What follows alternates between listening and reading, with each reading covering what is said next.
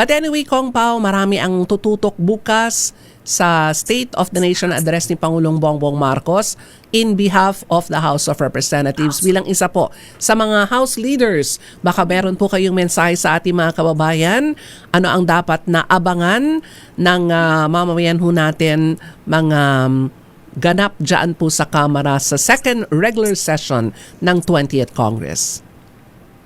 Well, pareha po tayo na mag-aabang, no? Pero for me personally po, lalo when they run the numbers, ibig po sabihin pag pinakita nila yung mga numero, mga resulta, yung mga importante po na statistika, siguro ine-expect ko po na mas simple, mas naiintindihan po ng taong bayan, at yung nga po yung resulta ng mga numero na yun kailangan maipakita. Unang-una yun po.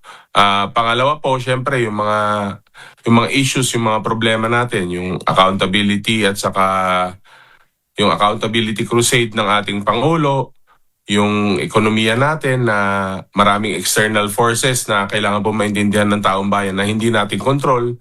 Kaya marami pong pagtaas sa mga presyo.